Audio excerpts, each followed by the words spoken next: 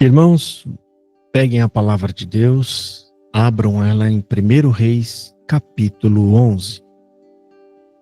Nós vamos ler a palavra a partir de 1 Reis, capítulo 11. E antes de nós lermos, que foi um assunto que eu acredito que nós deveríamos ter lido também o capítulo 11, porque ele está muito ligado com o capítulo 10, né? Vocês lembram do que a gente falou no capítulo 10 de 1 Reis? Os irmãos lembram do que foi tratado? A condição... Sim, foi ligado lá com o Apocalipse, né? Isso, exatamente, né? Ou seja, existem inúmeras evidências ligando Salomão com Apocalipse capítulo 13. Isso está evidente, né? Diversos apontamentos que a gente fez naquele capítulo, né? E provavelmente, como a gente disse, né? Era uma forma de estar apontando que Salomão não é um exemplo. Ele não foi um exemplo a ser seguido, né? Ele não deveria, ou seja, parece que alguém dizendo para os judeus, olha, não olhem para Salomão da forma com que vocês olham, né? Ou seja, com tanta devoção, quase idolatrando ele, né? Lembra que a gente disse que os judeus fizeram questão de colocar o nome de um alpendre dentro do templo, que é o lugar sagrado. Eles batizaram aquele alpendre com o nome de Salomão, né? A gente vê lá quando João e Pedro, eles vão entrar no templo, né? Em Atos dos Apóstolos, eu acho que no capítulo 2, lá fala que tinha um coxo que ficava sempre ali ao pé do alpendre de Salomão. Então dá para ver que Salomão é alguém assim, muito admirado. E não só naquela época, tá, gente? Até o dia de hoje. Inclusive, para o judeu, Salomão, ele é uma referência do que Deus quer de nós. Olha só como eles vão longe. Como assim? Se você conversar com um judeu, você vai entender que na cabeça dele é assim: Deus quer que você seja rico, que você seja alguém importante para que você seja usado por Deus. Olha a ideia, né, totalmente bem oposta, né, do que a gente aprende nos evangelhos. Que para o judeu até faz sentido, né, porque para eles, segundo o que está na Escritura, Israel seria um exemplo para o mundo, né? Então eles falam que para você servir a Deus, eles tentam ligar uma lógica nisso, né? Ele fala, você tem que ser uma pessoa de sucesso, você tem que ser uma pessoa, né, inteligente, uma pessoa rica, né, para que você seja um exemplo. Eles pensam assim, né? Então, para concluir o que a gente leu no último estudo, né, a gente vai entender agora por que é que Salomão não era alguém a ser seguido, um exemplo. Porque no capítulo 11 vai descrever isso, que é o que nós vamos ler agora, ok? Vou soltar aqui então o áudio, 1 Reis, capítulo 11, e vamos prestar bastante atenção aqui, que nesse capítulo é onde vai descrever qual a situação de Salomão diante de Deus. Vamos ver. 1 Reis, capítulo 11. Ora, além da filha de Faraó, amou Salomão muitas mulheres estrangeiras, moabitas, amonitas, edomitas, sidônias e etéias, mulheres das nações de que havia o Senhor dito aos filhos de Israel: não caseis com elas, nem casem elas convosco, pois vos perverteriam o coração para seguirdes os seus deuses. A esta se apegou Salomão pelo amor. Tinha 700 mulheres princesas e 300 concubinas.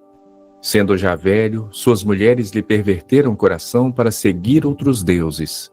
E o seu coração não era de todo fiel para com o Senhor seu Deus, como fora o de Davi seu pai. Salomão seguiu a Astarote, deusa dos Sidônios, e a Milcom, abominação dos Amonitas. Assim fez Salomão o que era mal perante o Senhor, e não perseverou a seguir ao Senhor como Davi seu pai. Nesse tempo, edificou Salomão um santuário a Quemos, abominação de Moabe, sobre o monte fronteiro a Jerusalém, e a Moloque, abominação dos filhos de Amon. Assim fez com todas as mulheres estrangeiras, as quais queimavam incenso e sacrificavam a seus deuses. Pelo que o Senhor se indignou contra Salomão, pois desviara o seu coração do Senhor, Deus de Israel, que 2 vezes lhe aparecera. E acerca disso, lhe tinha ordenado que não seguisse a outros deuses. Ele, porém, não guardou o que o Senhor lhe ordenara. Por isso, disse o Senhor a Salomão: visto que assim procedeste e não guardaste a minha aliança, nem os meus estatutos que te mandei, tirarei de ti este reino e o darei a teu servo. Contudo, não farei nos teus dias, por amor de Davi teu pai. Da mão de teu filho tirarei. Todavia, não tirarei o reino todo. Darei uma tribo a teu filho, por amor de Davi meu servo, e por amor de Jerusalém, que escolhi. Levantou o Senhor contra Salomão um adversário, Hadade o Edomita. Este era da linhagem real de Edom. Porque, estando Davi em Edom, e tendo subido Joabe, comandante do exército, a sepultar os mortos, feriu todos os varões em Edom. Porque Joabe ficou ali 6 meses com todo Israel, até que eliminou todos os varões de Edom. Hadade, porém, fugiu, e com ele alguns homens edomitas, dos servos de seu pai, para ir ao Egito. Era Hadade ainda muito jovem. Partiram de Midian e seguiram a Parã, de onde tomaram consigo homens, e chegaram ao Egito, a Faraó, rei do Egito, o qual deu a Hadade uma casa, e lhe prometeu sustento e lhe deu terras. Achou Hadade grande mercê por parte de Faraó, tanto que este lhe deu por mulher a irmã de sua própria mulher, a irmã de Táfnis, a rainha. A irmã de Táfnis deu-lhe à luz seu filho Genubate, o qual Táfnis criara na casa de Faraó, onde Genubate ficou entre os filhos de Faraó. Tendo, pois, Hadade ouvido no Egito que Davi descansara com seus pais, e que Joabe, comandante do exército, era morto, disse a Faraó: deixa-me voltar para minha terra. Então Faraó lhe disse: pois que te falta comigo que procuras partir para a tua terra? Respondeu ele: nada, porém deixa-me ir. Também Deus levantou a Salomão outro adversário, Rezon, filho de Eliada, que havia fugido do seu senhor Hadadezer, rei de Zobá. Ele ajuntou homens e se fez capitão de um bando. Depois do morticínio feito por Davi, eles se foram para Damasco, onde habitaram e onde constituíram rei a Rezon. Este foi adversário de Israel por todos os dias de Salomão. Fez-lhe mal como idade, detestava Israel e reinava sobre a Síria. Jeroboão, filho de Nebate, efraimita de Zereda, servo de Salomão, e cuja mãe era mulher viúva, por nome Zerua, levantou a mão contra o rei. Esta foi a causa por que levantou a mão contra o rei. Salomão estava edificando a Milo e terraplenando depressões da cidade de Davi, seu pai. Ora, vendo Salomão que Jeroboão era homem valente e capaz, moço laborioso, ele o pôs sobre todo o trabalho forçado da casa de José. Sucedeu nesse tempo que, saindo Jeroboão de Jerusalém, o encontrou o profeta Aías, o silonita, no caminho. Este se tinha vestido de uma capa nova e estavam sós os dois no campo. Aías pegou na capa nova que tinha sobre si, rasgou-a em 12 pedaços e disse a Jeroboão: toma 10 pedaços, porque assim diz o Senhor, Deus de Israel: eis que rasgarei o reino da mão de Salomão, e a ti darei 10 tribos. Porém, ele terá uma tribo, por amor de Davi, meu servo, e por amor de Jerusalém, a cidade que escolhi de todas as tribos de Israel. Porque Salomão me deixou e se encurvou a Astarote, deusa dos Sidônios, a Quemos, deus de Moabe, e a Milcom, deus dos filhos de Amon. E não andou nos meus caminhos para fazer o que é reto perante mim, a saber, os meus estatutos e os meus juízos, como fez Davi, seu pai. Porém, não tomarei da sua mão o reino todo. Pelo contrário, falo-ei príncipe todos os dias da sua vida, por amor de Davi, meu servo, a quem elegi, porque guardou os meus mandamentos e os meus estatutos. Mas da mão de seu filho tomarei o reino, a saber, as 10 tribos, e tas darei a ti. E a seu filho darei uma tribo, para que Davi, meu servo, tenha sempre uma lâmpada diante de mim em Jerusalém, a cidade que escolhi, para pôr ali o meu nome. Tomar-te-ei e reinarás sobre tudo que desejar a tua alma, e serás rei sobre Israel. Se ouvires tudo que eu te ordenar, e andares nos meus caminhos, e fizeres o que é reto perante mim, guardando os meus estatutos e os meus mandamentos, como fez Davi, meu servo, eu serei contigo e te edificarei uma casa estável, como edifiquei a Davi, e te darei Israel. Por isso afligirei a descendência de Davi, todavia não para sempre, pelo que Salomão procurou matar a Jeroboão. Este, porém, se dispôs e fugiu para o Egito a ter com Sisaque, rei do Egito. E ali permaneceu até a morte de Salomão. Quanto aos mais atos de Salomão, a tudo quanto fez e a sua sabedoria, porventura não estão escritos no livro da história de Salomão? Foi de 40 anos o tempo que reinou Salomão em Jerusalém sobre todo Israel. Descansou com seus pais e foi sepultado na cidade de Davi, seu pai. E Roboão, seu filho, reinou em seu lugar. Tá aí, irmão, né? A gente vê que a sabedoria de Salomão, às vezes a gente confunde, muito cristão confunde, que a sabedoria dele era uma sabedoria espiritual, uma sabedoria divina. Não, era um homem que tinha inteligência mesmo. Deus deu inteligência para ele. Deu tanta inteligência, né, que ele acabou usando essa inteligência para meios políticos, fins políticos. Como assim? Algumas dessas mulheres, ele se ajunta justamente para criar laço com os outros povos. E é justamente o que Deus não queria. Porque Deus, ele diz o quê? Eu sou o suficiente. Para que você vai correr atrás de outras pessoas ou de outras mãos, né? E a primeira mulher de Davi. Quem foi a primeira mulher de Davi? Que Salomão casou. Qual foi a primeira mulher? O primeiro passo que ele deu. Vocês lembram? Ele casou com a filha de Faraó. Exatamente.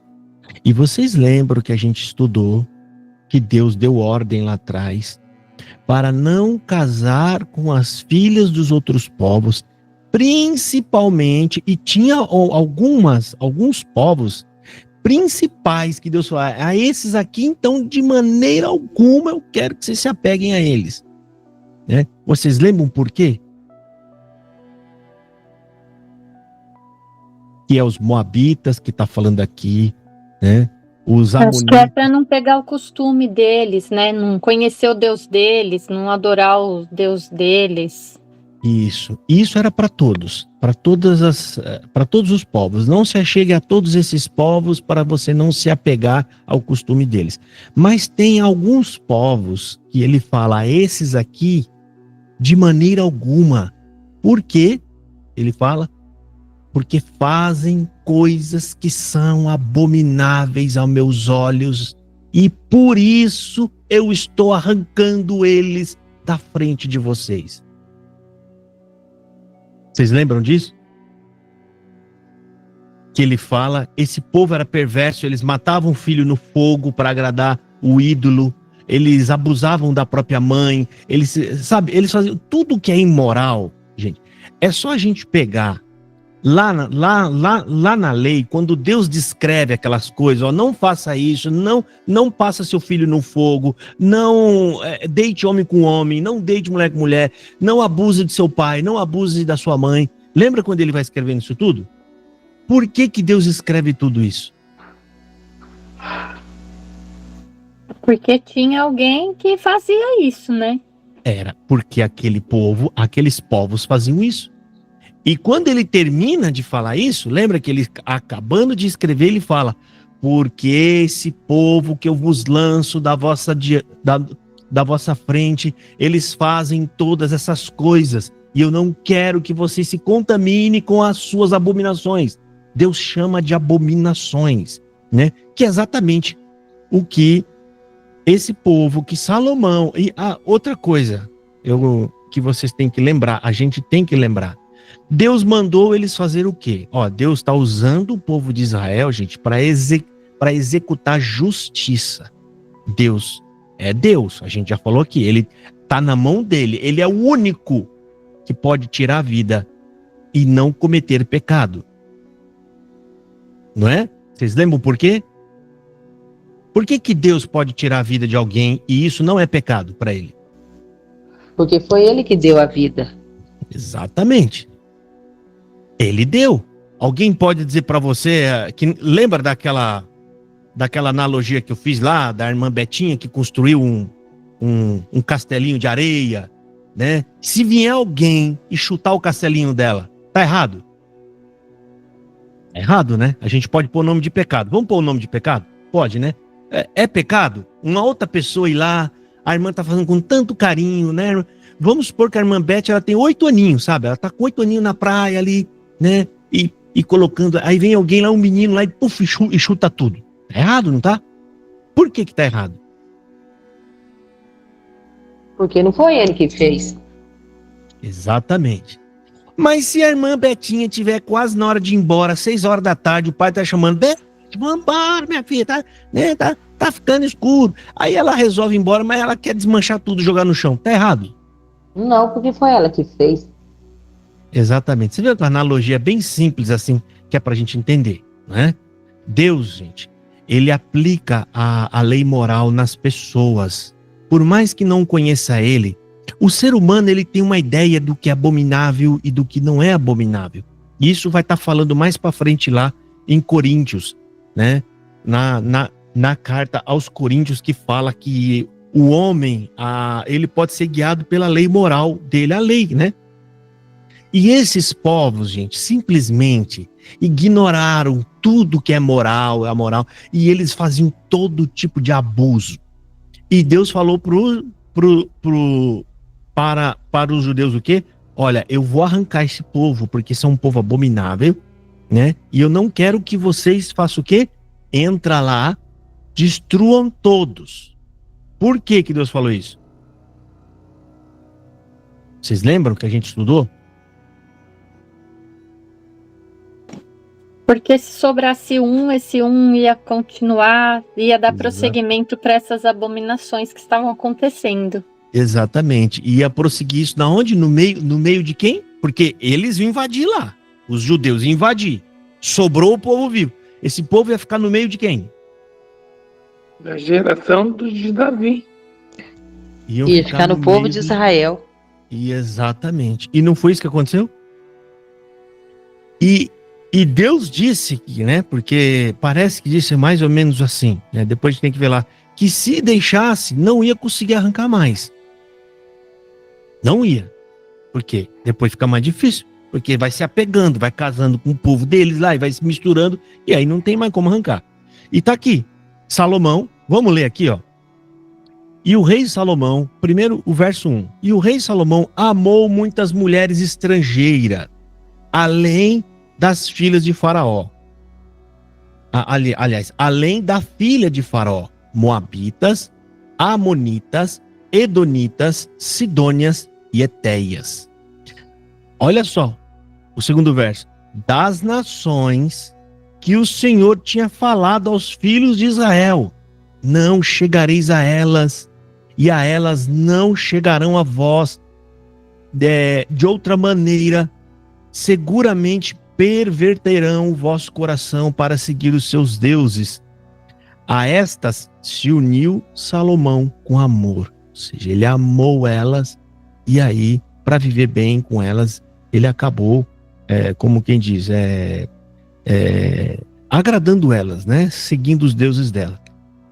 Versículo 4. Porque sucedeu que no tempo da velhice de Salomão, suas mulheres lhe perverteram o coração para seguir outros deuses. O seu coração não era perfeito para com o Senhor, seu Deus, como o coração de Davi, seu pai. Davi pecou, gente? Pecou. E isso é óbvio, vai pecar, todos nós vamos pecar.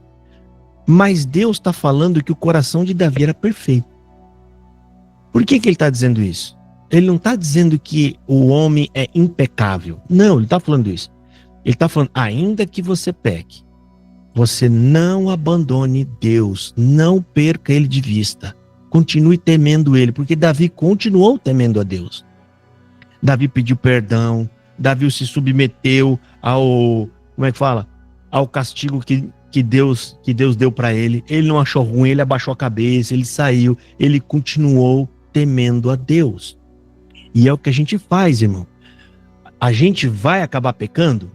Vai. Mas o que você não pode parar de fazer é se curvar diante de Deus, reconhecer o seu pecado, que é se arrepender e pedir perdão. Enquanto você estiver fazendo isso, você vai estar com o coração reto diante de Deus.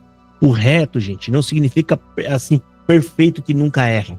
Reto é quando você vê que você errou, mas você volta atrás, pedindo misericórdia e pedindo perdão. Porque Deus sabe que somos frágeis, ou seja, que a gente é tendencioso, que o pecado está dentro do nosso coração e ele faz com que a gente peque. E aqui segue aqui. Agora fica vendo o verso 5, olha só. Porque Salomão seguiu a Astarote, deus dos Sidônios, e Milcom, a abominação dos amonitas. Olha aí, coisas abomináveis. E o que Salomão fez? A gente vai ver aqui, gente, agora, né? O que Salomão fez além de adorar? Porque para ele adorar esses deuses, ele não podia ficar viajando, né? O tempo todo lá para a terra desse povo, indo para outro lugar. Então, o que ele fez, gente, para poder adorar esses deuses? Sacrificavam os seus deuses. É outra coisa, Cris. Outra. Ele construiu altares. Isso, exatamente. Olha só, gente. Ele foi lá e construiu altares que não eram altares para adorar a Deus. Ó, dentro da terra que Deus santificou para o judeu, né? Que é a terra santa, vamos pôr assim, né? Salomão lá no meio deles edificou altares para esses deuses. Gente, isso aqui é terrível. Isso aqui é grave demais. Lembra que Deus, quando Deus estava julgando o povo diretamente através de Moisés e Josué, teve um camarada só por pegar uma imagem no meio do povo que eles destruíram e carregar para dentro do povo. Deus colocou a mão em todo mundo porque o povo estava santificado. O que isso significa? Que Deus estava no meio deles. Quando ele trazia aquele ídolo, ele estava vindo para perto de Deus, contaminar a Deus. Aí o que Deus fez? Não, aqui não pode. Vocês não podem vir com isso, porque eu estou no meio de vocês. E Salomão fez pior.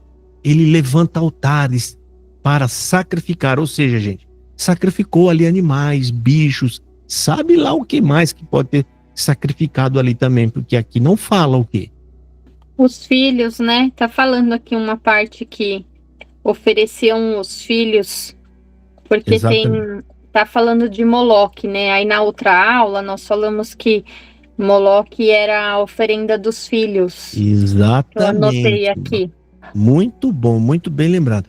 Moloque era um deus, gente, como a gente já estudou lá atrás, era um deus que ele era conhecido por seus adoradores oferecerem os seus filhos. Por que isso acontecia? Era o modo, né, que eles criaram assim. Se eu oferecer o meu filho em sacrifício, colocar fogo, e muitas das vezes, gente, era vivo. Eles colocavam fogo na criança viva. Por quê? Era o modo de poder passar para a divindade, que, né, esse Deus deles, de que, olha como eu te amo.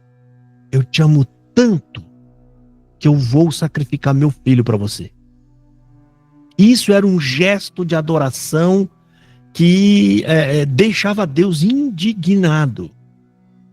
Lembra quando a gente conversou sobre isso? Isso aqui é abominação, né? Não pode oferecer um sacrifício, né? Um filho em sacrifício. Mas vocês lembram? Eu acho que a gente conversou sobre isso. Mas o que Deus pediu para Abraão? O filho. Exatamente, né? Aí já acende um alerta. Mas por que Deus ele fez? Mas Abraão chegou a sacrificar o filho? Não.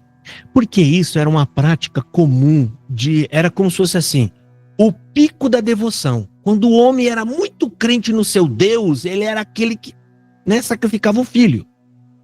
E principalmente isso e essa devoção, ela tinha graus. E quando era meu único filho, então isso era um grau maior ainda. Porque o camarada pode ter 10 filhos, fala, eu vou dar um pro santo e fico com 9. Né? Então, você está fazendo um sacrifício, mas não é um sacrifício tão grande. Então, quando você entregava o seu único, aí era, nossa, ele ama mesmo esse Deus. Então, Deus prova Abraão. Ou seja, é como se Deus estivesse dizendo assim, será que Abraão me ama mesmo? Aquele povo, tipo assim, dizendo, aquele povo maluco, eles fazem essa bobagem. Será que Abraão teria coragem de fazer isso para mim? Ou seja, eu sou Deus de verdade. Então, quando Abraão levanta a mão com um cutelo, que Deus enxerga que o cérebro dele está dando comando para a mão, ou seja, ele vai sacrificar o filho, o anjo fala, não precisa fazer isso. Deus já viu que você o ama, né? Que você o teme. Aí ele volta atrás, ele não precisa sacrificar o filho, né? Essa é uma das teses para poder encaixar. Deus abomina quem oferece o filho em sacrifício. Mas, ao mesmo tempo, ele pediu o filho. E aí a gente tem que examinar isso dentro da cultura da época. Ou seja, era muito comum no meio dos outros povos oferecerem isso. Né? Então, parece que era a forma de Deus ver se Abraão teria esse amor por ele ou se Abraão estava seguindo ele só por causa de uma promessa de bênção. Vocês estão entendendo, gente? Será que ele está me seguindo porque eu prometi que eu ia dar uma terra para ele boa, que mana leite e mel? Ou será que ele me ama? Se ele me ama, o que é mais valioso, gente, do que terra que mana leite e mel ali no contexto de Abraão? O que era mais valioso? O filho dele ou a suposta terra que ele ia herdar? Vocês estão entendendo? O filho, né? O filho. É óbvio que é o filho. Então, naquele gesto, era como se Deus estivesse entendendo, não, esse homem me ama mesmo. Ele me ama e ele confia em mim. Só que a fé de Abraão foi enorme. Por que foi enorme a fé de Abraão? Era normal as pessoas naquela época matar os filhos, não era? Matar o filho por causa do seu Deus lá e sei lá mais o que. Mas Abraão, ele ia sacrificar o filho. Mas tinha uma coisa que Abraão tinha certeza que ia acontecer. Vocês fazem ideia do que é? Eu tô abrindo aqui, ó, para ler para vocês.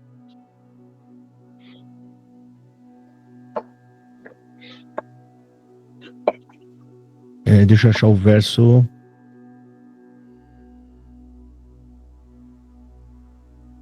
É no versículo.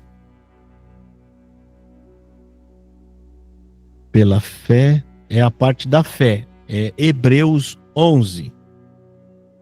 Hebreus 11 está falando assim. E Abraão, deixa eu ver a parte aqui de Abraão. Por isso Deus pela fé ofereceu a Abraão Isaque quando foi provado. Sim, aquele que receber as promessas ofereceu o seu unigênito. Presta atenção, o que Abraão acreditava? Pela fé ofereceu a Abraão Isaque quando foi provado.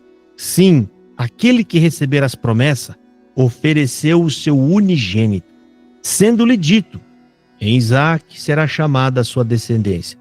O que o autor está querendo dizer aqui?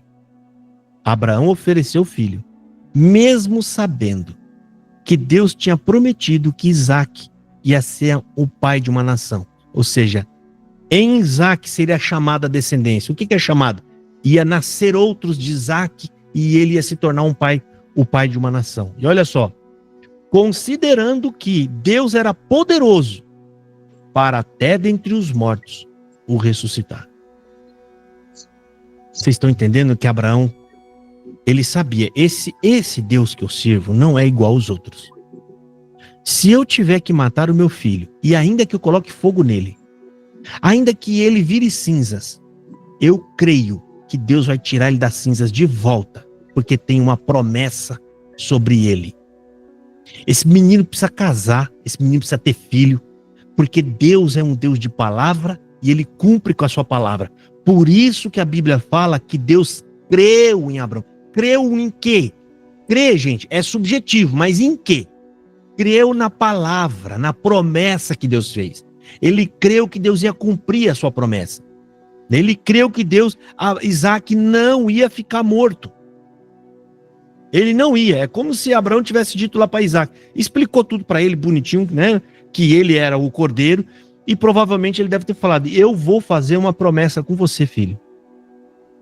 Eu não saio dessa montanha sem você. Eu vou ficar aqui esperando, de joelho, com o rosto no chão.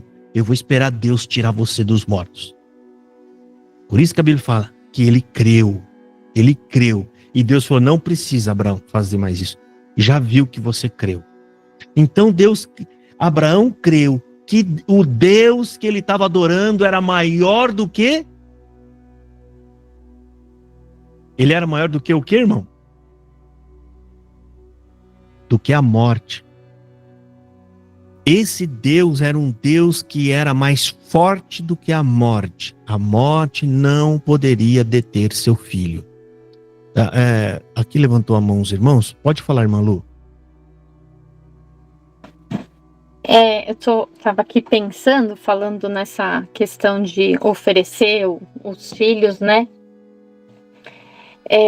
Eu não sei se tem alguma coisa a ver, mas eu estava aqui lembrando da mulher que levou o filho, ela teve engravidou. É que eu sou muito ruim de nome, minha mente é muito ruim para lembrar os nomes. Mas ela não podia ter filhos, né? Daí ela engravidou e ela foi lá no templo.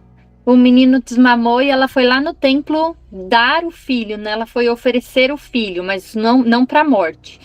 Mas ela foi lá e ofereceu o filho dela, né? E Maria, quando também... Não, Maria não ofereceu, né? Ela só foi no templo apresentar, né? Mas Deus... Será que isso tem alguma coisa a ver aí? O diabo queria fazer alguma coisa semelhante com Deus? Porque Deus ofereceu o único filho dele que se sacrificou por nós, né? E aquelas pessoas, e o diabo instruía aquelas pessoas a oferecer os filhos delas em sacrifício para ele, né? Punha outros nomes de outros deuses. Será que tem alguma relação, alguma coisa a ver, assim, com isso?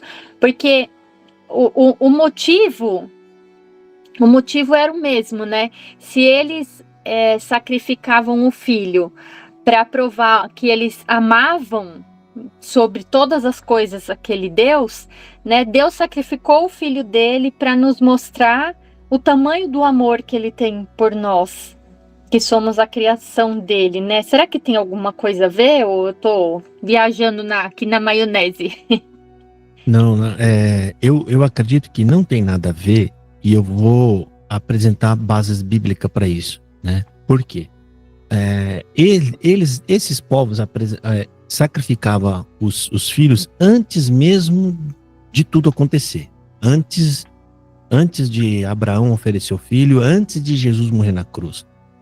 E a Bíblia diz, Jesus fala com Satanás, quando Satanás se aproveita de Pedro e fala: não vai lá não morre não. Ele fala: para trás de mim, porque você não conhece as coisas de Deus, que é os planos de Deus. Você só conhece aquilo que é dos homens.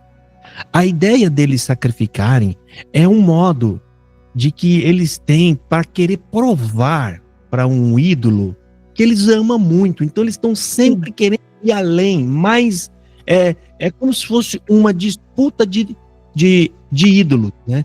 O meu ídolo, eu ofereço filho, eu mato o filho para poder agradá-lo. Então sempre tem do mais baixo, que é, eu levo o melhor que eu o melhor que eu plantei e colhi, o outro já está pedindo que você sacrifique um animal, aí vem o outro que é o top da galáxia e fala, não, esse aqui eu ofereço, é o meu filho, não é animal. Entendeu? Então, é uma forma de querer, e isso, segundo estudos históricos, isso aconteceu aqui no lado da América também, nos Incas, nos Maias, né? Que para agradar os deuses, né? Quando acontecia tempestade, furacão, aquelas coisas, eles achavam que era o deus que estava bravo, aí eles pegavam meia dúzia de criança e ia até o alto lá e sacrificava e jogava num buraco para achar que estava aplacando a ira daquele deus, né? Ou seja, eles não têm isso tudo, gente, é falta de informação sobre Deus. É o homem caçando, é o homem procurando um Deus e tentando entender as ações da natureza, os desejos que eles têm para alcançar poder, né? E alguns desses oferecer sacrifício de filhos para poder alcançar poder, para ter vitória em batalhas, né? Então, tudo isso é falta de conhecimento de Deus, em saber que, ou seja, indo para Israel agora, é como se Deus estivesse dizendo o seguinte, você não precisa fazer nada dessas maluquices. É só você me temer, não adotar outro Deus, além de mim. Eu amei vocês, eu tirei vocês do Egito. Ele fala isso o tempo inteiro lá, né? Não temam os outros povos e ninguém vai fazer mal para vocês. Eu vou abençoar vocês, a terra de vocês será abençoada, vocês vão ter fruto. Observa que Deus promete para eles tudo aquilo que os outros povos buscavam. Eles buscavam estarem seguros, eles buscavam ter a abundância de bens, eles buscavam adorar um Deus que era o mais forte de todos, que era o melhor, ou seja, tudo aquilo que o povo tateava procurando, Deus aparece para o povo de Israel e fala, eu sou o Deus verdadeiro, e vocês não precisam sacrificar seu filho, você não precisa ficar fazendo esses monte de maluquice, vocês só precisam, em primeiro lugar, reconheça que eu sou o único Deus, que eu amei vocês, não se ajoelhem para outro Deus mais, não busquem outros deuses, e eu vou garantir a segurança de vocês. Ninguém vai fazer nada com vocês, ainda que vocês sejam pequenos e pouco, ninguém vai vencer vocês, né? E eu vou abençoar tudo que vocês colocarem à mão, ou seja, todo o seu trabalho, né? Vai ser abençoado. Entendeu, irmã? Então, Deus, ele vai pelo caminho que eles enxergam. Eles enxergam assim, Deus fala, tá, eu vou dar isso para vocês, mas me adorem. Porque todos esses outros ídolos que vocês sacrificam filho, é tudo invenção da cabeça de vocês. É como se ele estivesse dizendo isso, tá? Porque Paulo fala isso lá em Romanos, o ídolo nada é no mundo, ele não existe. Paulo fala. Então é como se Deus estivesse dizendo isso lá. Esses ídolos, na verdade, nem existem. Eles não podem fazer, eu sou o Deus verdadeiro. Me adorem. É isso que Deus está falando ali para eles. Tá bom, irmã Lu? Tá. O irmão Josafá, está escrito na palavra de Deus, né? Que nós perecemos por não conhecer Isso. a palavra de Deus. Então, quer dizer, você não conhecendo, vai praticar todas essas coisas, até mesmo hoje. É verdade. Não conhecendo, vai praticar. Exatamente. Eu já vou passar por irmão Robson, tá? E a irmã Adriana que já levantou a mão. Só espera um pouquinho. Irmão, e é por isso que nós estamos estudando a palavra. Para quê? Tomar conhecimento de todas essas coisas, se afastar dessas coisas, porque a gente está aprendendo com o erro dos judeus. Nós estamos, ao mesmo tempo que você aprende com o erro deles, você está aprendendo como? Deus ensinando eles. Porque você só vai aprender com o erro se você vê o que Deus pediu para eles e você vê o que eles não fizeram. Então Salomão é um espelho aqui, ó. Não façam o que Salomão fez. A sabedoria de Salomão e a riqueza deles fez com que ele se perdesse. Agora vocês estão vendo, ajuntando o capítulo 11 com o estudo passado, agora começa a fazer mais sentido ainda quando a gente lê lá Apocalipse capítulo 13, que é uma advertência que está sendo dado lá. O número 66, que é o número da besta, que é no presente. Ou seja, é alguém que existia ou que existiu na história. Ele fala que é o número de um homem. E como a gente leu no capítulo passado, a gente vê o número aqui, em Salomão. Isso não é coincidência. Eu, irmão, absolutamente não acredito em coincidência na Bíblia, porque ou eu acredito que ela foi escrita pelo Espírito Santo, ou eu acredito que ela é coincidência. As duas coisas não podem ser. Porque se eu acredito que foi o Espírito Santo que escreveu, eu também vou acreditar que o Espírito Santo foi meticuloso e escreveu exatamente cada palavra que tem aqui para o nosso proveito e o nosso ensino. Então é só uma questão da gente não ter preguiça, ler de verdade, para a gente entender a vontade de Deus.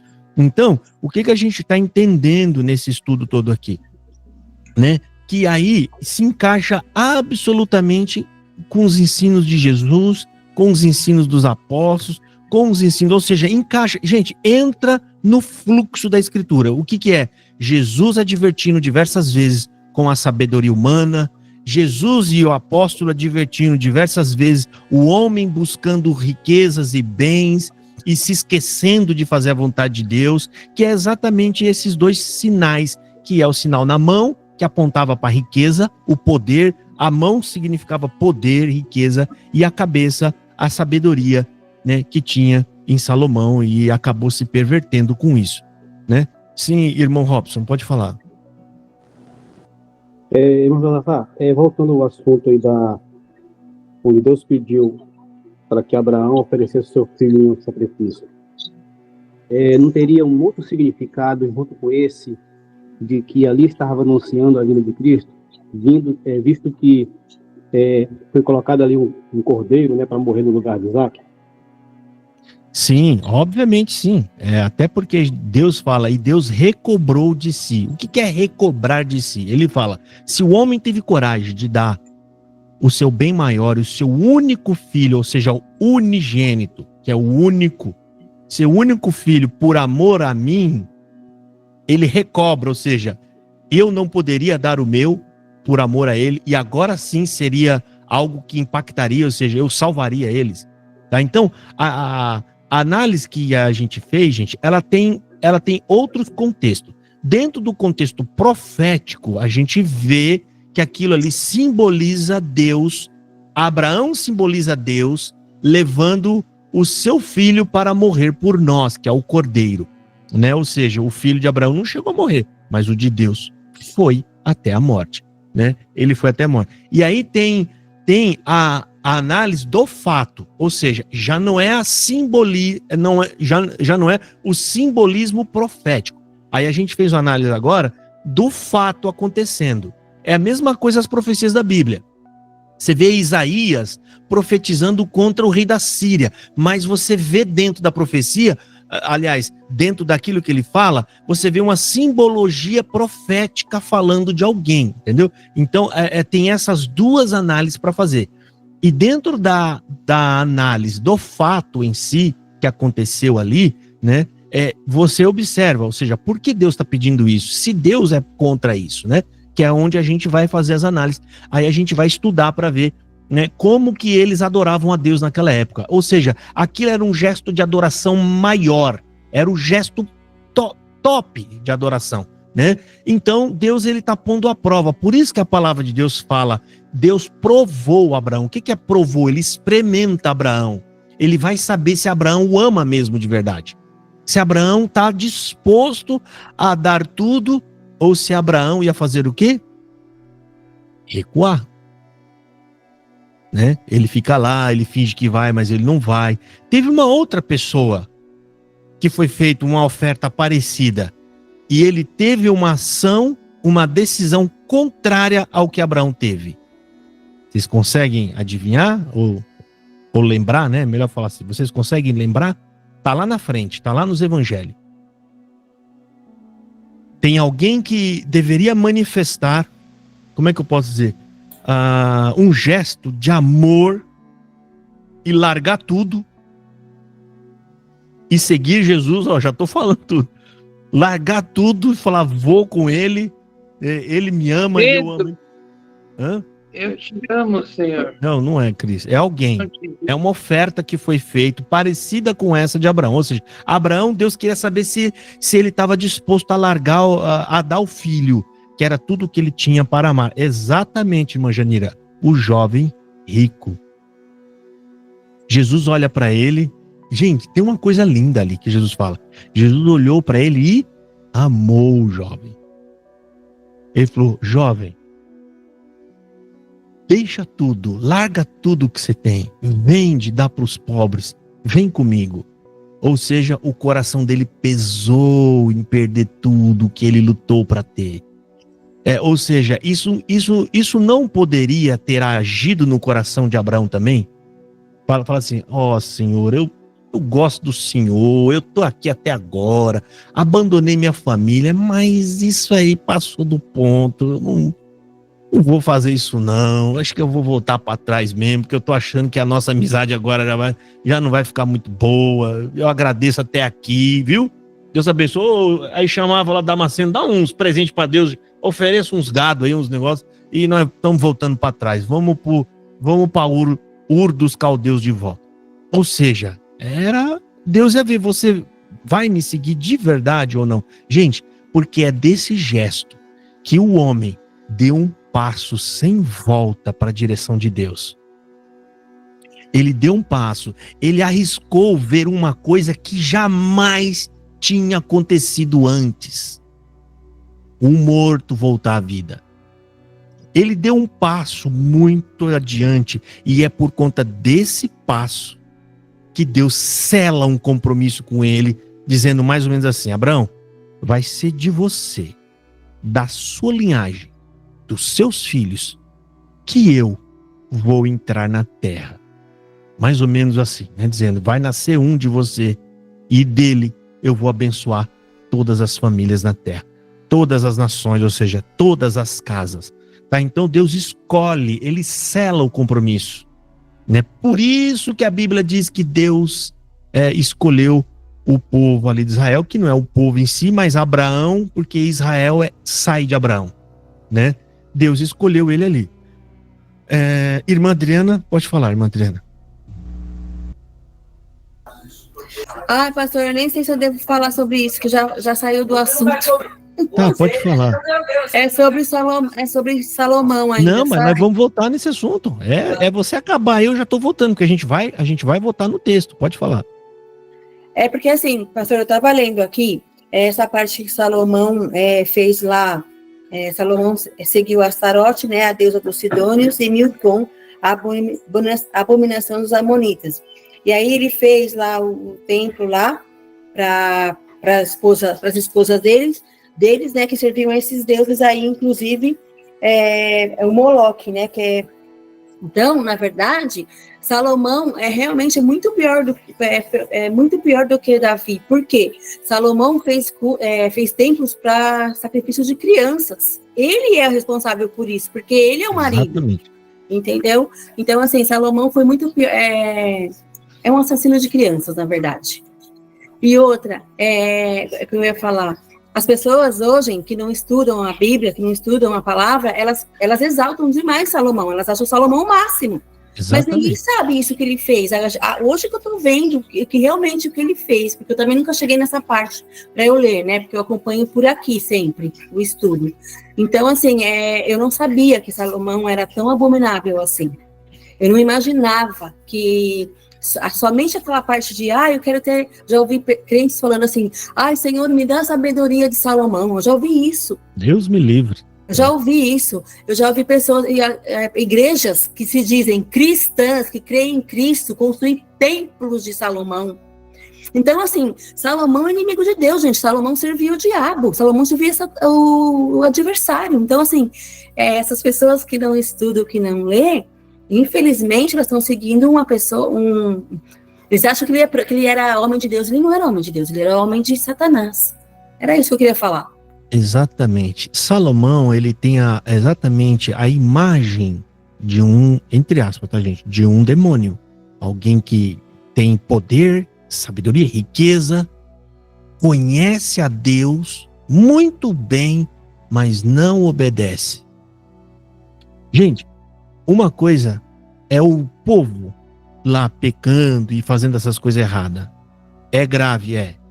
E um homem que Deus abriu a mente dele, ou seja, ele sabia 1000 vezes melhor do que os outros o que ele estava fazendo de errado. Ele sabia, ele tem noção do que ele fez de errado. Ele sabia exatamente tudo o que ele estava fazendo. Ou seja, mas a gente percebe que o coração dele é frio. Ele não amava a Deus, gente, do jeito que nós aqui amamos. Ele não se arrepende em nenhum momento. Nenhum momento. Exatamente como eu tinha falado, acho que na aula anterior, que a gente ia comentar sobre isso aqui, não tem um registro na Bíblia dizendo e Salomão se arrependeu de tudo que ele fez. A gente vai ver mais para frente aqui um rei de Israel que fez tanta coisa errada. E no final da vida, ele se arrepende, ele está lá na cadeia. Parece que arrancaram os olhos dele, tudo. Ele se arrepende, se ajoelha, e Deus vai lá para provar como Deus é piedoso, porque ele se arrepende de verdade, gente. Entenda, ninguém engana Deus. Deus recebe o arrependido verdadeiro, ele sabe o que tem no coração do homem. E ele sabe que se o homem está arrependido ou não. E Deus... Ele volta atrás e tira aquele rapaz daquela situação e leva de volta lá para Jerusalém, porque ele se arrependeu. E isso não acontece em momento algum com Salomão. Ele sabe exatamente o que está acontecendo, né?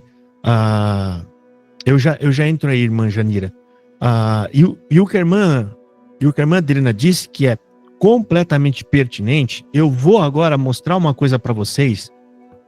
Observa que Salomão, ele implementa os altares a deuses estranhos, a deuses terríveis, porque a Moloque sacrificava filho a outros, sacrificava filhos a ele, né? Ao deus Moloque. E observa, daqui para frente, nós vamos ver os outros reis, ninguém consegue arrancar mais esses edifícios, esses altares que Salomão coloca. Olha só, quando o diabo coloca um dedo, gente, não consegue arrancar mais. Você viu o que eles fizeram? Perdoaram esse povo abominável, tá? É um povo abominável. Perdoou alguns, deixou alguns viver, deixou as filhas. O que aconteceu? Não conseguiu arrancar mais. E a gente vai ver aqui mais pra frente o que teve de rei tentando arrancar o negócio, rapaz. Tirar alguns que foram bons e não conseguia mais. Por quê? Porque era só o altar? Não, gente. É porque aquela idolatria entrou no coração das pessoas. Não todos, mas quando entra, gente. Gente, alguém que é viciado em comer alguma coisa, é fácil você só tirar da tua casa aquilo lá? Você tira da sua casa e fala, não quero mais isso daqui. Que nem eu, já falei aqui em casa aqui. Nunca mais eu como uma pizza. Chega de pizza, meu estômago dá azia. E dá... A gente, né? Mas eu sempre acabo de comer. Eu nunca joguei fora. Mas dá uma semana, gente, a bichinha a gente já tá telefonando e pedindo para tirar. Por quê, gente? Porque a pizza tá onde? Ela tá aqui, é um desejo que eu tenho. É um desejo, né? São vícios que a gente tem. Não é vício porque você gosta do sabor, você aprendeu a comer, né? Então aqui é a mesma coisa. Salomão, ele não só colocou o altar, como ele contamina o coração das pessoas que se inclinaram para aquilo. É óbvio que tinha muita gente lá com abominação, mas ficavam quietos. Por que ficavam quietos? Com medo do rei Salomão, né? Teve uns aí que teve que fugir. Fugiu para outro lugar com medo de Salomão, né? Porque é assim que um ditador faz. O rei, gente, ele não precisa de um juiz para determinar se alguém morre ou não. O rei falou, a pessoa morre. Acabou, a palavra dele, né? Então aqui no versículo 7, quando ele edifica, olha só. Então edificou Salomão altos são... como é que fala? Altares, né? Altares em bosque. E Salomão edificou, gente. Eu não lembro onde é que está escrito aqui na Bíblia. Não foi um bosque qualquer, gente. O homem tinha muito dinheiro. Então, vocês imaginam como é que era esses altares, esses bosques, para poder agradar as mulheres dele? Um rico, gente. Um camarada que é rico, milionário. ele quer agradar a mulher dele, ou às vezes até as amantes dele, como diz que Salomão, essas mulheres eram concubinas. O que ele faz para agradar? Ele é rico. O que ele faz? Ele dá uma joia. Ele dá um negócio caro. É o modo dele, né, dele mostrar que gosta dela. O que Salomão fez? Lá fala que construiu bosques, gente. Não é coisa qualquer. Era um lugar, era um altar bonito. Não é pedra. A gente não vai achar que ele juntou uma pedra ali. Não. Os empregados de Salomão recebiam a ordem e eles iam lá e plantavam flores, e plantavam plantas bonitas, e fazia aquele altar bonito. E tinha, né, que nem esse aí de Moloque, provavelmente tinha o altar do tamanho de uma, né, de uma criança, e poderiam até esculpir imagem nas pedras, né, como a criança subindo em fogo assim, pro Deus deles receber a criança lá em cima, né? Devia ser um negócio muito trabalhado, muito bonito, que chama atenção. E isso acaba atraindo as pessoas. Moda, coisa bonita, que não tem outro lugar. Os nossos altares é muito melhor do que os altares do próprio povo dos amoloquitas lá, sei lá de onde.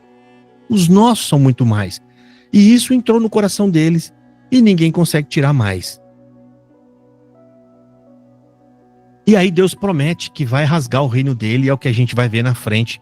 E um profeta de Deus, lá quietinho, encontrou uma outra pessoa no meio do caminho, ou seja, olha o medo de falar qualquer coisa contra Salomão. Ou seja, praticamente o povo tinha medo de corrigi-lo. Tá? No versículo 13. Porém todo o reino não rasgarei, uma tribo darei a seu filho, por amor de meu servo Davi, e por amor a Jerusalém, que tenho escolhido. Tem outra parte que eu esqueci de marcar aqui, foi um profeta que encontrou com Jeroboão no caminho, né? Até Jeroboão, e Jeroboão se torna rei, tá, gente? A gente vai ver mais pra frente aqui. Olha aqui, ó. Versículo 30. Eaias pegou na roupa nova que tinha sobre si e a rasgou em 12 pedaços e disse a Jeroboão: toma para ti os 10 pedaços, porque assim diz o Senhor Deus de Israel: eis que rasgarei o reino da mão de Salomão e a ti darei as 10 tribos. E a gente vai ver lá na frente que é exatamente o que vai acontecer. Né? Aí vai vir as guerras, a gente vai ver que tem 2 reis, né? Lembra daquelas passagens que tinha o rei Acabe e o rei Josafá, né? Os dois eram reis do povo de Israel, mas é engraçado, são 2 reis, né? Por conta disso, o povo vai ser dividido. Tá bom assim, irmãos? Vamos avançar? Vamos para o capítulo 12? Vamos lá.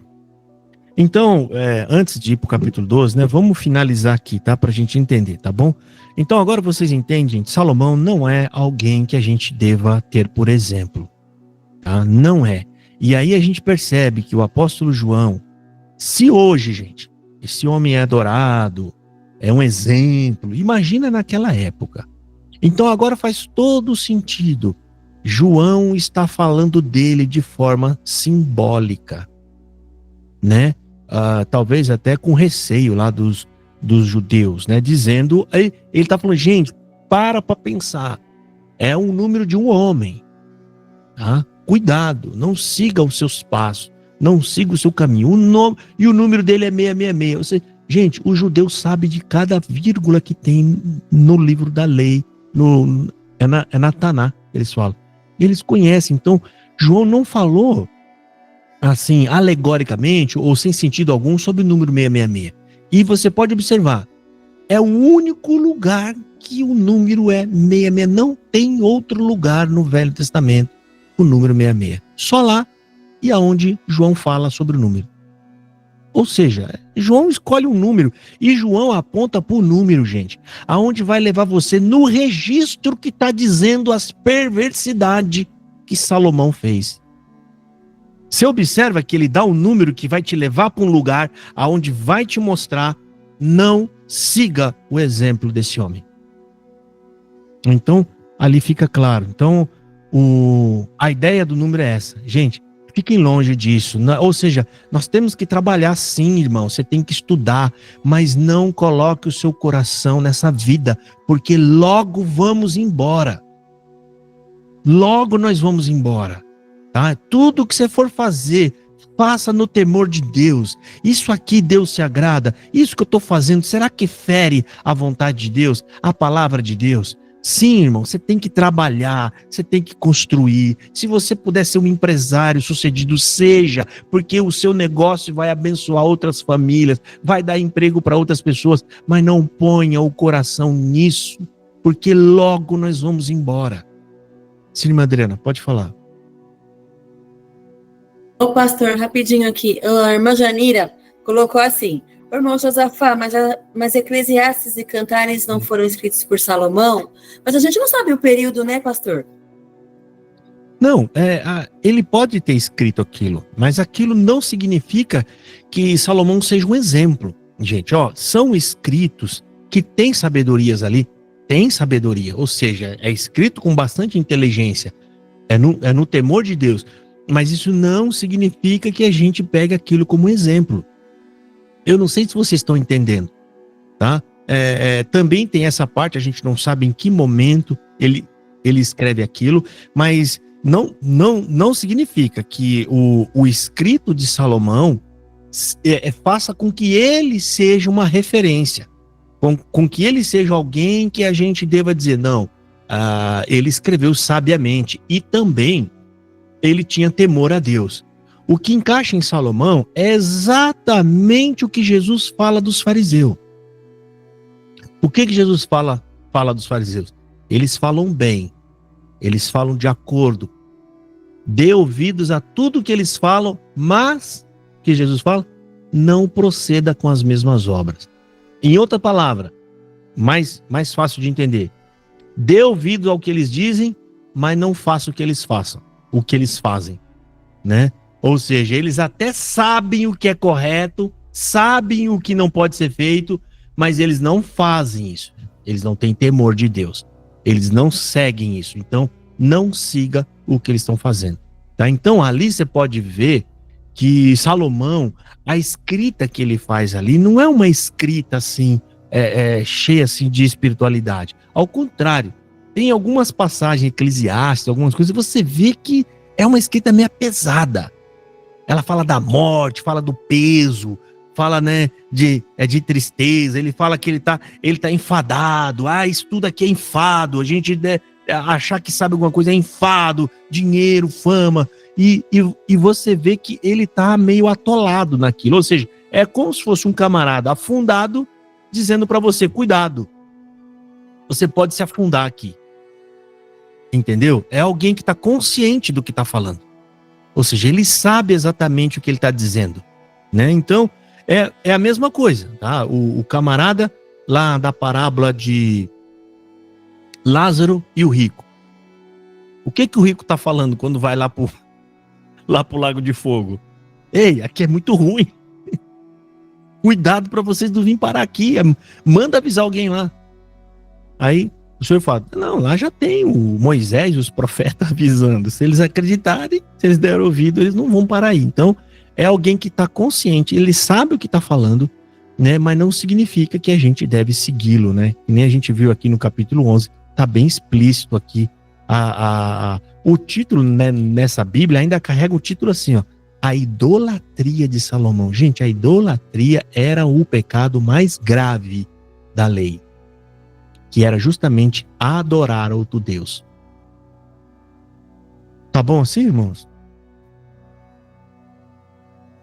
Amém, irmã Janira? Bom, vamos lá. Capítulo 12. Gente, acho que não vai dar pra gente ler muito hoje, tá? Acho que talvez mais uns 2 capítulos. Vamos lá. Capítulo 12. 1 Reis, capítulo 12. Foi Roboão a Siquém, porque todo Israel se reuniu lá para o fazer rei. Tendo Roboão, filho de Nebate, ouvido isso, pois estava ainda no Egito, para onde fugira da presença do rei Salomão, onde habitava e donde mandaram chamar, veio com toda a congregação de Israel a Roboão e lhe falaram: Teu pai fez pesado o nosso jugo. Agora, pois, alivia tu a dura servidão de teu pai e o seu pesado jugo que nos impôs, e nós te serviremos. Ele lhes respondeu: Ide-vos, e após 3 dias voltai a mim. E o povo se foi. Tomou o rei Roboão conselho com os homens idosos que estiveram na presença de Salomão, seu pai, quando este ainda vivia, dizendo: Como aconselhais que se responda a este povo? Eles lhe disseram: Se hoje te tornares servo deste povo, e o servires, e atendendo falares boas palavras, eles se farão teus servos para sempre. Porém, ele desprezou o conselho que os anciãos lhe tinham dado, e tomou conselho com os jovens que haviam crescido com ele e o serviam. E disse-lhes: Que aconselhais vós que respondamos a este povo que me falou, dizendo: Alivie o jugo que o teu pai nos impôs? E os jovens que haviam crescido com ele lhe disseram: Assim falarás a este povo que disse: Teu pai fez pesado o nosso jugo, mas tu alivia-o de sobre nós. Assim lhe falarás: Meu dedo mínimo é mais grosso do que os lombos de meu pai. Assim que, se meu pai vos impôs jugo pesado, eu ainda vou aumentarei. Meu pai vos castigou com açoites, porém eu vos castigarei com escorpiões. Veio, pois, Jeroboão e todo o povo ao 3º dia a Roboão, como o rei lhes ordenara, dizendo: Voltai a mim ao 3º dia. Dura resposta deu o rei ao povo, porque desprezara o conselho que os anciãos lhe haviam dado. Ele falou segundo o conselho dos jovens, dizendo: Meu pai fez pesado o vosso jugo, porém eu ainda o agravarei. Meu pai vos castigou com açoites, eu, porém, vos castigarei com escorpiões. O rei, pois, não deu ouvidos ao povo, porque este acontecimento vinha do Senhor para confirmar a palavra que o Senhor tinha dito por intermédio de Aías, o Silonita, a Jeroboão, filho de Nebate. Vendo, pois, todo Israel que o rei não lhe dava ouvidos, reagiu dizendo: Que parte temos nós com Davi? Não há para nós herança no filho de Jessé. As vossas tendas, Israel, cuida agora da tua casa, ó Davi. Então Israel se foi às suas tendas. Quanto aos filhos de Israel, porém, que habitavam nas cidades de Judá, sobre eles reinou Roboão. Então o rei Roboão enviou a Adorão, superintendente dos que trabalhavam forçados. Porém, todo Israel o apedrejou e morreu. Mas o rei Roboão tomou o seu carro e fugiu para Jerusalém. Assim, Israel se mantém rebelado contra a casa de Davi até ao dia de hoje. Tendo ouvido todo Israel que Roboão tinha voltado, mandaram chamá-lo para a congregação e o fizeram rei sobre todo Israel. Ninguém seguiu a casa de Davi, senão somente a tribo de Judá. Vindo, pois, Roboão a Jerusalém, reuniu toda a casa de Judá e a tribo de Benjamim, 180.000 escolhidos, destros para a guerra, para pelejar contra a casa de Israel, a fim de restituir o reino a Roboão, filho de Salomão. Porém veio a palavra de Deus a Semaías, homem de Deus, dizendo: Fala a Roboão, filho de Salomão, rei de Judá, e a toda a casa de Judá e a Benjamim, e ao resto do povo, dizendo: Assim diz o Senhor: Não subireis, nem pelejareis contra vossos irmãos, os filhos de Israel. Cada um volte para sua casa, porque eu é que fiz isto. E obedecendo eles à palavra do Senhor, voltaram como este lhes ordenara. Jeroboão edificou Siquém, na região montanhosa de Efraim, e passou a residir ali. Dali edificou Penuel. Disse Jeroboão consigo: Agora tornará o reino para a casa de Davi. Se este povo subir para fazer sacrifício na casa do Senhor em Jerusalém, o coração dele se tornará a seu senhor, a Roboão, rei de Judá. E me matarão e tornarão a ele ao rei de Judá. Pelo que o rei, tendo tomado conselhos, fez 2 bezerros de ouro. E disse ao povo: Basta de subirdes a Jerusalém. Vês aqui teus deuses, ó Israel, que te fizeram subir da terra do Egito. Pôs um em Betel e o outro em Dan. E isso se tornou em pecado, pois que o povo ia até Dan, cada um para adorar o bezerro. Jeroboão fez também santuários nos altos, e dentre o povo constituiu sacerdotes que não eram dos filhos de Levi. Fez uma festa no 8º mês, no dia 15º do mês, igual à festa que se fazia em Judá, e sacrificou no altar. Semelhantemente fez em Betel e ofereceu sacrifícios aos bezerros que fizera.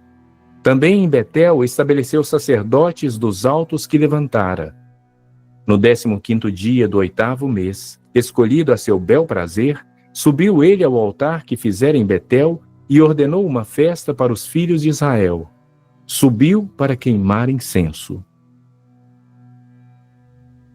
Gente, tá aí, não tem jeito. O outro adorou ídolos e Deus repartiu o reino.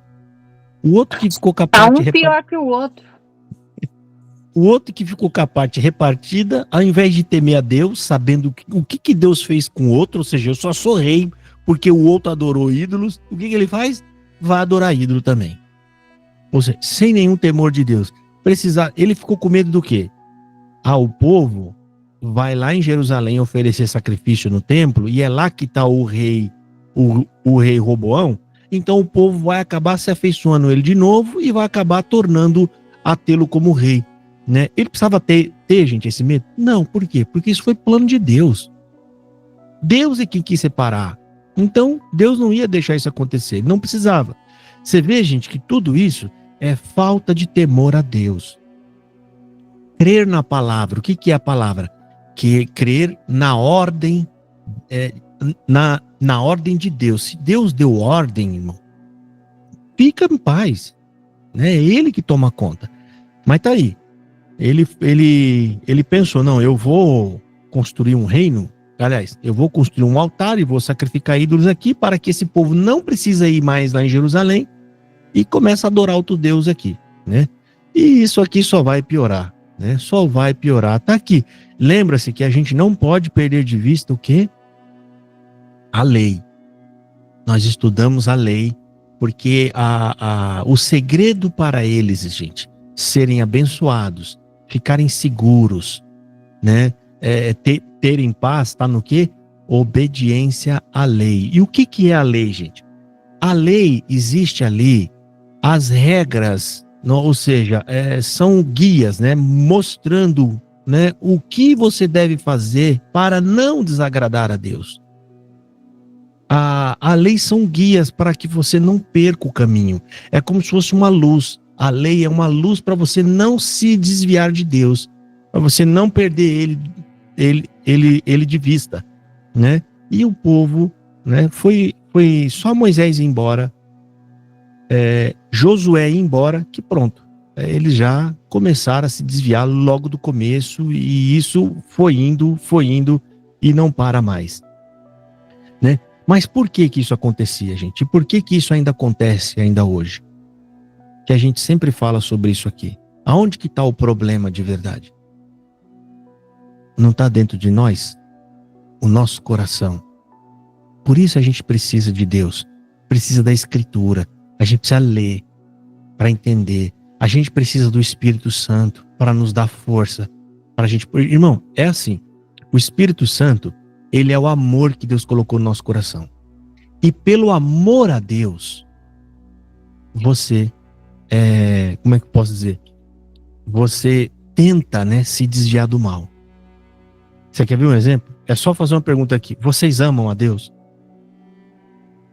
Todo mundo ama a Deus, né? E você não quer errar. Por que você não quer errar? Porque você ama a Deus, né? Você ama a Deus, você não quer errar. Você entendeu que tudo consiste no amor que Ele colocou em nós? Eu falo, Senhor, é Ele que fez tudo. Se Ele arranca o amor de nós, gente, não fica igualzinho esses homens aqui. Porque tudo que você for gente, vai fazer, vai ser mediante ao que você entende, o que você sabe. Você não tem mais aquele amor para fazer. Você começa a fazer as coisas conforme o medo, conforme os desejos do coração. Então Deus, Ele coloca o amor em nosso coração por Ele. Amor que nós temos nem é nosso, gente. É dele. Por isso que a gente é só Deus mesmo, viu, rapaz? Tem que agradecer Ele muito, né? Então, esse povo aqui, eles não tinham o Espírito Santo derramado neles. Por isso a gente entende que eles se desviavam assim, né? Dessa forma. Inclusive, a gente vai até ler uma passagem. Como que Deus ele resolve isso? Abram a Bíblia aí rapidamente, tá? Fica com a mão aí em 1 Reis 12 para você não perder, tá? E vamos no livro de Jeremias. Jeremias, gente. Lá vai ter um verso bíblico onde Deus está falando sobre isso que eu acabei de dizer aqui. Capítulo 31.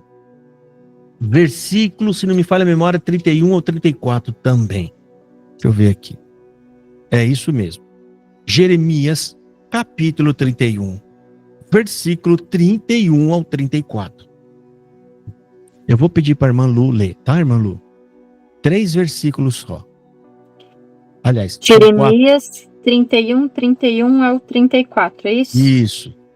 Pode ler. Não será como a aliança que fiz com seus antepassados quando os tomei pela mão para tirá-los do Egito, porque quebraram a minha aliança, apesar de eu ser o Senhor deles, diz o Senhor.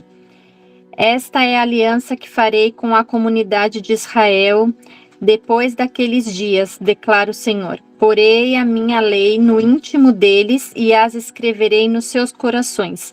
Serei o Deus deles, e eles serão o meu povo. Ninguém mais ensinará ao seu próximo, nem ao seu irmão, dizendo: conheça ao Senhor, porque todos eles me conhecerão, desde o menor até o maior, diz o Senhor. Porque eu lhes perdoarei a maldade e não me lembrarei mais dos seus pecados. Aqui, gente, né, a revelação de Deus, ela é gradativa. Ou seja, Jeremias, ele está escrevendo, mas ele ainda não tem ideia de como isso vai acontecer. Hoje, depois que tudo aconteceu, a gente sabe que essa lei que ele está falando, que vai escrever no nosso coração, é o Espírito Santo que ele colocou dentro do nosso coração. E isso também está lá em Romanos 5,5. Porquanto o amor de Deus está derramado em nossos corações pelo Espírito Santo que nos foi dado. Então aqui Deus ele vê, ele percebe a dificuldade que esse povo tem. E ele fala que a partir de agora, quando eu colocar, vamos usar as nossas palavras de hoje, depois que eu colocar o Espírito Santo dentro do coração deles, eles não vão mais precisar dizer um para o outro: você tem que amar Deus. Você tem que fazer tudo que Deus quer, porque Deus te ama, você tem que amar Ele. Não, o que está dizendo a profecia?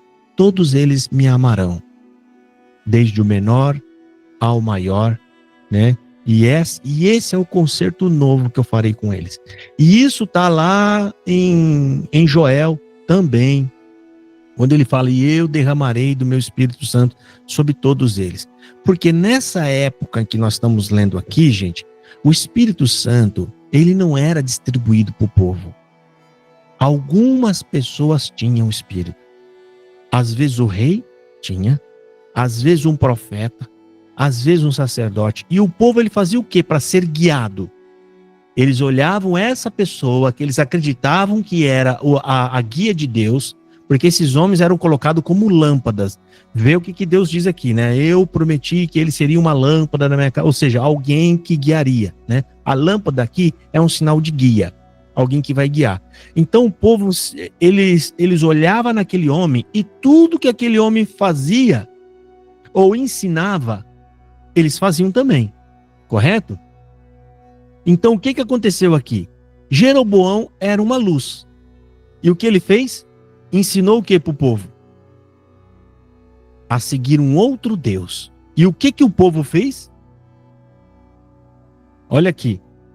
Versículo 32. E fez Jeroboão uma festa no 8º mês, no dia 15º do mês, como uma festa que se fazia em Judá, e sacrificou no altar, semelhantemente fez em Betel, sacrificando os bezerros que fizera. Também em Betel estabeleceu sacerdote dos altos que fizera, e sacrificou no altar que fizera em Betel, no dia 15º e 8º mês, que ele tinha imaginado no seu coração. Assim fez a festa aos filhos de Israel, sacrificou no altar e queimou incenso. Tem até uma parte aqui mais para cima que fala que o povo começou a fazer isso.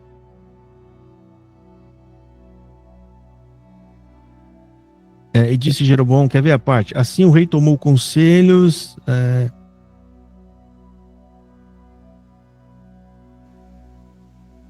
Verso 27. Isso.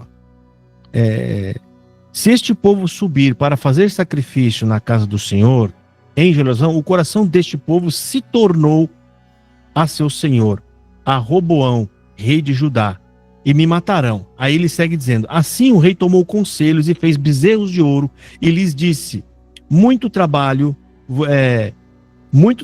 vos será ou subir a Jerusalém. Ou seja, gente, vai ser muito trabalhoso vocês ir até lá em Jerusalém, ele fala.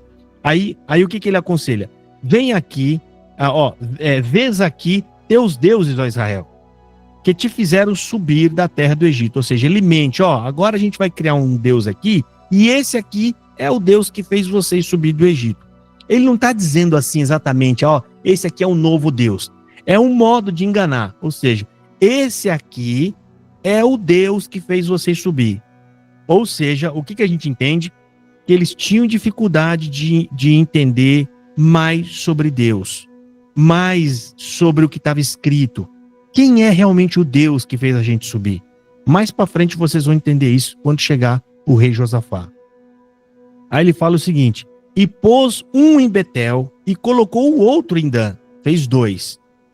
E este feito se tornou em pecado, pois que o povo ia até Dan para adorar o bezerro. Ou seja, o povo ele fez o quê? Obedeceu o conselho do homem que deveria ser a luz. Vocês estão entendendo por que a profecia lá em Jeremias? Ele falou, a partir de agora vocês não vão precisar mais um homem dizer, olha, ame a Deus, porque eu vou colocar a minha lei dentro de vocês e vocês vão me amar. Então aqui, o que ele está fazendo? Né? Ele ensinou o povo e o povo por ignorância. Por que ignorância, gente? Havia o livro da Torá? Havia, mas o livro da Torá era o quê? Pergaminhos que eram grossos. Imagina se você pegar cada página dessa aqui, e aumentar nela aqui 1 centímetro, 2 centímetros. Era muita coisa. O povo tinha livro. Existia livro naquela época, gente? Não existia. Então o que a gente entende com isso? Que o povo não sabia da lei. Ele sabia quando, de vez em quando, sei lá, uma vez a cada reinado de alguém que levantava lá e falava da lei, alguma coisa. Falava da lei e tal. Né? Mas mais para frente, o que o rei Josafá vai fazer para acabar com isso? O rei Josafá, em Crônicas, capítulo 20. Pera aí, Malu, já passo para você. Acho que é capítulo 20. Não, é capítulo 17, eu acho. O bom reinado. Aqui. Olha só o capítulo 17 de 2 Crônicas. E Josafá, seu filho, reinou em seu lugar e fortificou-se contra Israel. E pôs soldados... Não é aqui, quer ver?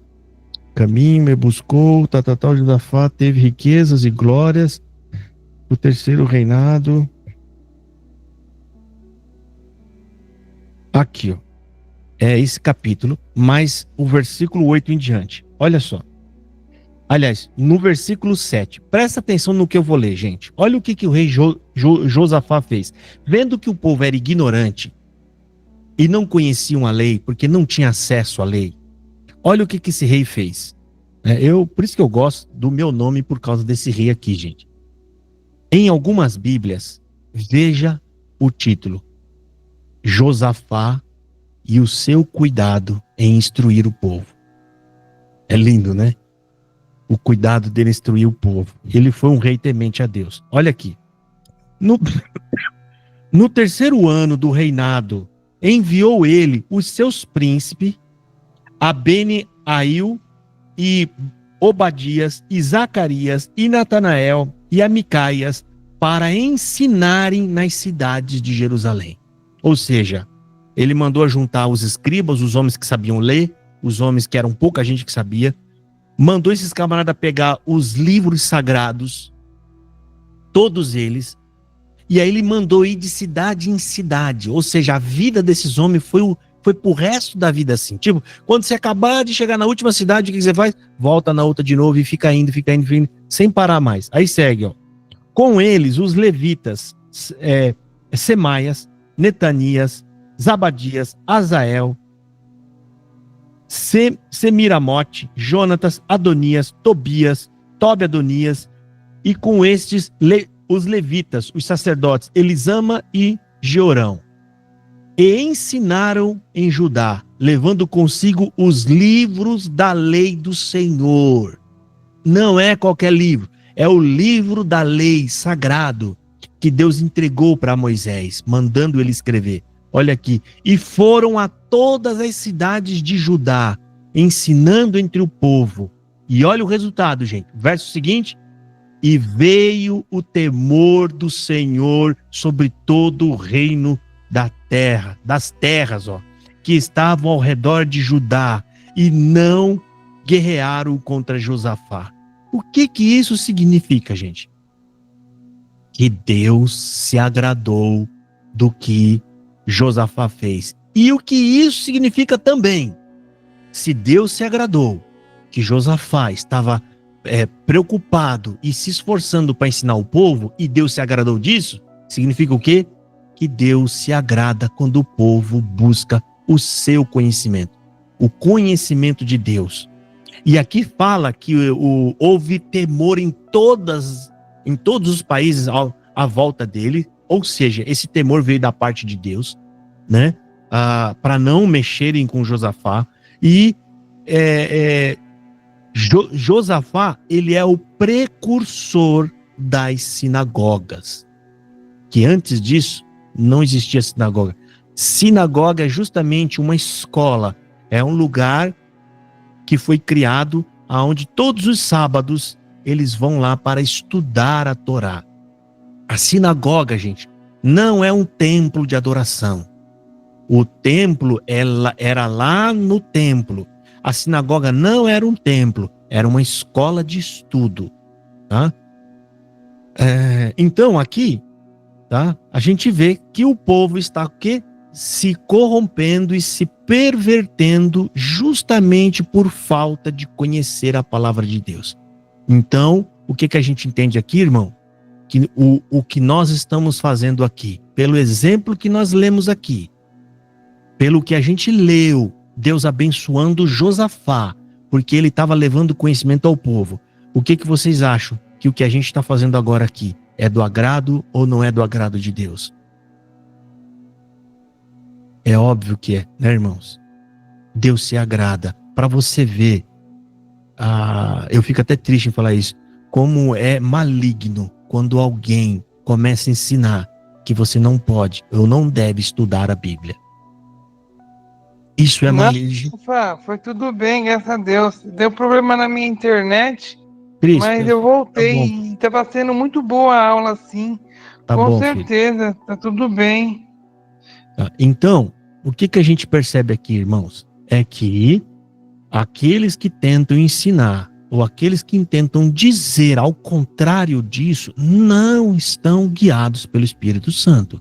Ao contrário, gente, só tem uma pessoa que tem interesse que o povo não conheça a vontade de Deus que está na Escritura, que é o adversário. É uma bênção.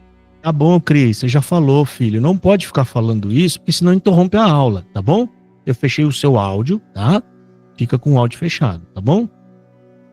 Senão a gente, me perdoa, senão eu perco o raciocínio, tá? Irmã Lu, pode falar. Era a respeito disso mesmo que eu ia falar agora. Lá naquela época, a escritura, né, das leis eram pesadas, eram grossas, então as pessoas não tinham tantos livros assim, né, tantas escritas da mesma coisa, quero dizer, tantos exemplares, né. Eu não sei por que a minha câmera tá fechando sozinha. Bom, então aí não tinham tantos exemplares a respeito disso, né, das leis, e o povo então não sabia por conta desse problema, mas hoje em dia tem Bíblia em todos os lugares, então a pessoa não lê porque ela não quer. E aí vem as pessoas que são usadas por Satanás, né, para dizer que não pode estudar a Bíblia. Então, a pessoa já não tem interesse. E aí tem alguém que endossa essa falta de interesse dela, né? Então, hoje só não sabe da lei e da palavra de Deus quem não quer. Exato, Era isso irmã. que eu ia falar. Exato. Aqui a gente vai ver que o povo fez coisas erradas porque não buscou ter conhecimento da vontade de Deus. Se você não buscar o conhecimento da vontade de Deus, você vai fazer as coisas erradas. Então Deus deixou tudo isso registrado, gente, para o nosso aprendizado, tá? É para o nosso aprendizado. Quanto a sua câmera fechando, irmão, provavelmente você deve ter ativado alguma coisa. Eu vou te dar um exemplo. Existe um mecanismo aqui que você ativa. Quando eu quiser falar, eu tenho que apertar um teclado e ficar segurando ele. Esse aqui de espaço. É o modo prático que eles fazem. Quando eu solto o espaço, já fecha o teclado automaticamente. Isso é para facilitar quando você está em algum ambiente. Eu chateado se eu não falar para vocês que foi uma bênção ter esse culto hoje. E eu agradeço de coração mesmo, porque esses ensinamentos que a gente está tendo da Bíblia tá valendo muito para nossa alma, de verdade. E não tem nenhum mal que impede de nós, porque nós estamos no bem, e o bem não tem nada a ver com o mal. Nós estamos ótimos, graças a Deus, estamos no Senhor, tá bom? Deus abençoe. Deus, amém. Entendeu, irmão? Então, se você apertar o espaço, eu abro o microfone automaticamente. Solto o espaço, o microfone já fecha. Ou seja, isso é um mecanismo que o StreamYard, aliás, o Google Meet adquire aqui, que é justamente para facilitar. Ou seja, tem aqueles ambientes onde os áudios têm que ficar fechado, ele já aciona isso. Você aperta o espaço, o microfone abre. Você solta o espaço, ele fecha. Provavelmente deve ter feito isso na câmera também, eu acho, em algum programa aí. Tá bom? Tá bom. Mas não tem problema, eu tô por aqui, ele só vai ficar fechado. Tá bom. Bom, vamos lá. Não, nenhuma pergunta, né? Porque se tiver, é só fazer. Então vocês entenderam. Vocês viram a importância de nós estudarmos? Fala sério, quanta coisa a gente não tá aprendendo? A gente não tá fazendo sentido agora na Bíblia. As coisas começam a fazer sentido. Não, a gente, por quê? Tem lugares aí, que inclusive da onde a gente veio, que as pessoas, eles seguem muita heresia, muita maluquice. Por quê? Porque eles não conhecem a vontade de Deus, que está na Escritura. A vontade de Deus, como é que é? É estudar para entender a vontade de Deus. E essas pessoas, eles dizem assim, nós estamos fazendo a vontade de Deus. Não sabem nem o que é vontade de Deus. Eles não sabem. Esses judeus aqui, gente, ignorantes, coitados, era por isso que Deus ficava mais irritado ainda. Eles acreditaram, porque não é que Jeroboão, ele disse o seguinte, vamos seguir esses outros deuses. Não. A gente tem que ler com cuidado, que você vai ver que ele está dizendo, ele está enganando a pessoa. Olha, esses bezerros aqui, gente, na verdade, é uma representação do Deus que tirou vocês do Egito. Ele falou isso.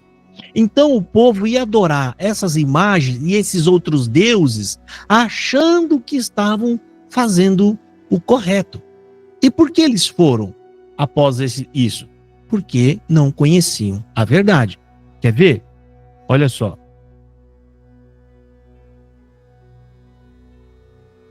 Olha só, assim o rei tomou conselhos e fez 2 bezerros de ouro e lhes disse, muito trabalho vos será subir a Jerusalém.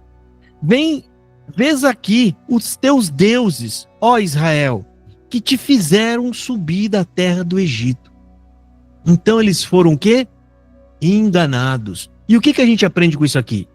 Não adianta você seguir lugares ou religiões só porque eles estão dizendo, aqui nós adoramos a Deus, aqui nós servimos a Deus. Ou seja, a ideia sempre vai usar o nome de Deus. Eles vão tentar desviar você da verdade usando o nome de Deus.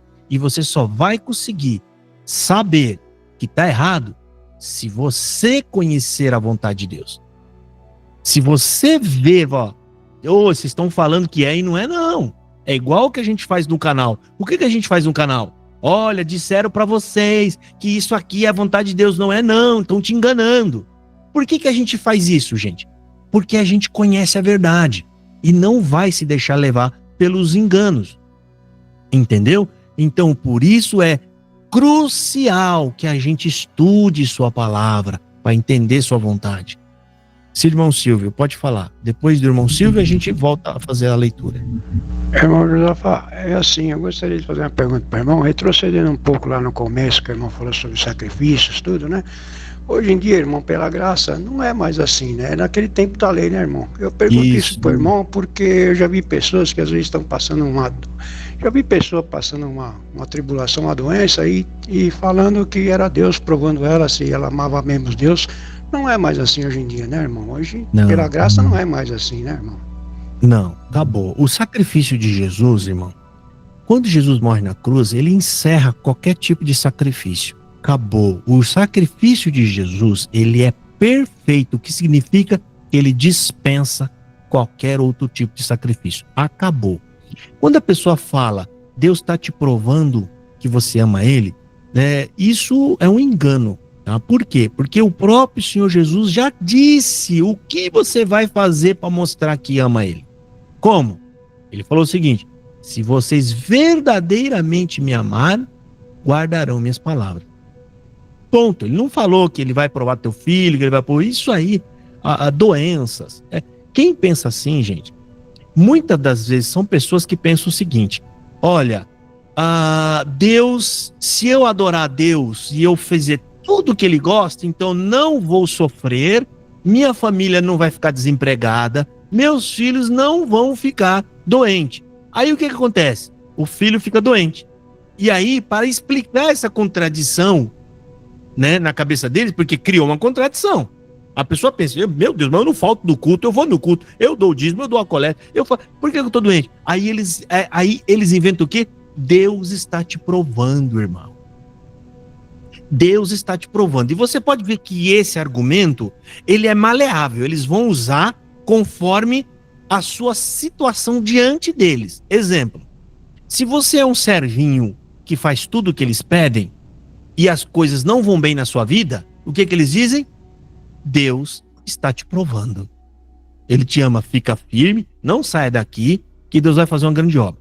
Mas se você for alguém que critica eles, e que já enxergou a enganação, e as coisas não forem bem na sua vida, o que eles vão dizer? É o mesmo, ó, o servinho que está com o filho doente. Deus está te provando, meu irmão. Quando é alguém que critica eles e está com o filho doente, o que é? Deus está pesando a mão, irmão. Você está em desobediência, volte para trás. Deus está. Então, eles usam o argumento, né, conforme a conveniência deles, tá? E Deus, gente, não pesa a mão em mais ninguém. Está escrito isso na Bíblia.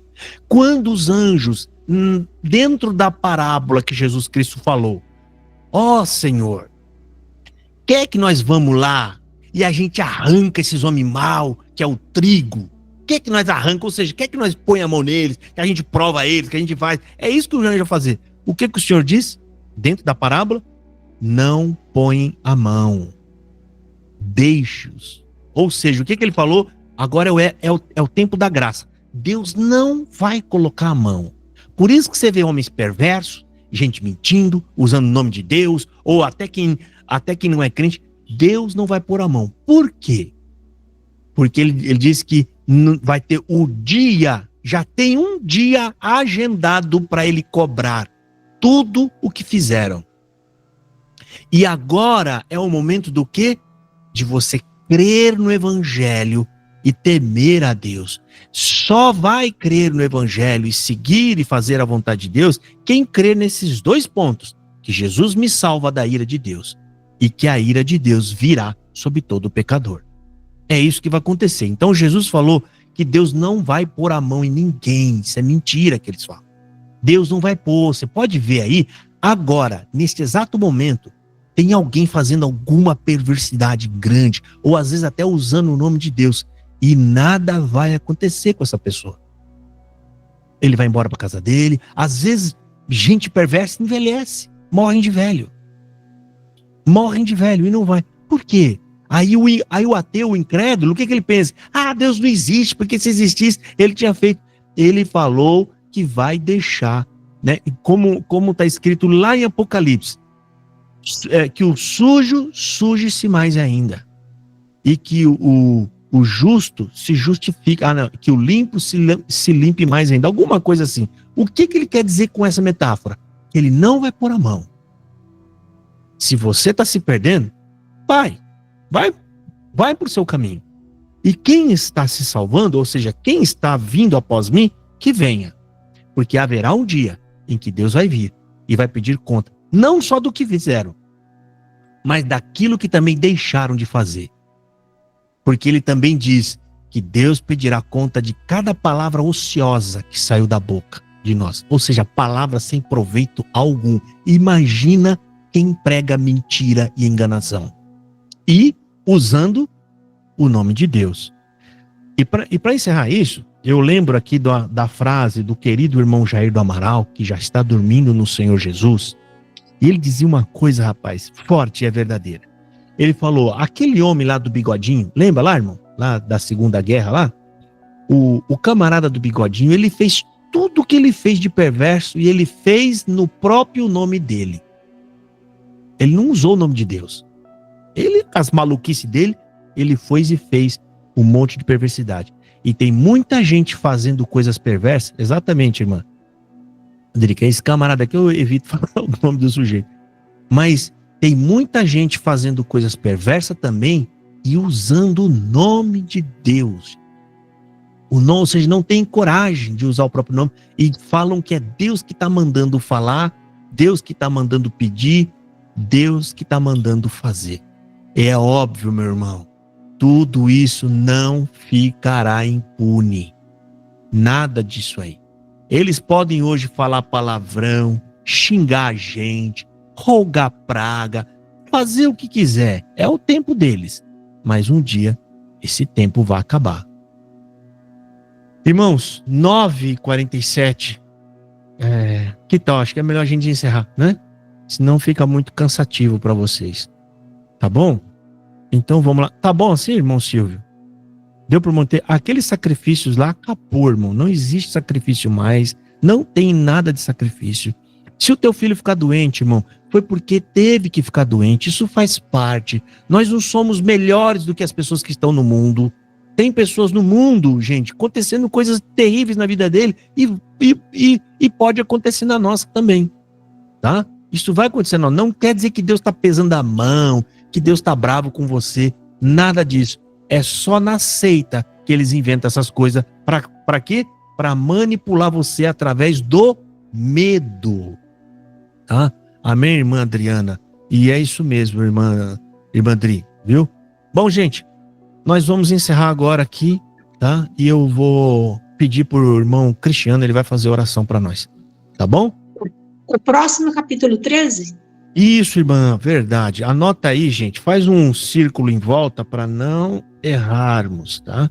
O próximo é o capítulo 13. Tá bom assim, irmão? Vocês gostaram de hoje, da aula de hoje? Você viu a gente falando com bastante cuidado, com bastante atenção, né? Hoje acho que foi um dos dias que eu fui mais em outras partes da Bíblia para poder, porque foi necessário, né? Para a gente poder explicar o que a gente estava lendo ali. Irmã Patrícia, tá tudo bem, irmã Patrícia? Tá, né? Faz tempo que eu não vejo a irmã abrir na câmera. Fico feliz com isso. Obrigado, irmã Janeira Dantas. Deus abençoe você também. Gente, vamos orar a Deus. E eu vou pedir pro Cristiano fazer oração. E vai agradecer a Deus pelo estudo. Pelo estudo, por Deus estar abençoando a gente, para Deus continuar abençoando a gente. Cris, não esquece de pedir para Deus nos dar força para nós conseguir ir até o último capítulo da Bíblia, tá? Amém. Para Deus nos ajudar. Vamos orar a Deus então, Amém, em nome de irmão. Jesus. Vamos orar. Ó Deus Todo-Poderoso do céu, da terra, em todo lugar, Senhor. A qualquer momento, a qualquer instante, Tu estás sempre conosco, esteve sempre conosco, Senhor. Graças te damos pelo estudo bíblico que foi dado hoje, Senhor. Sabemos que nada vai acontecer se se não for, se tu decretar que não vai acontecer na nossa vida de mal, nenhum mal nos pegará, Senhor. Porque tu és único e unânime, Senhor, e a tua glória permanece para sempre, Senhor. Tu vai ajudar o irmão Josafá, nós todos, Senhor, unidos em comunhão com Deus, chegarmos até o final do último capítulo da Bíblia, de Apocalipse 22. Em nome do Senhor Jesus, com toda virtude, com força, com ânimo, com capacidade. E quem está ainda dormindo, acorde agora, porque agora, nesse momento, nós damos glórias a Deus e daremos glórias a Deus também.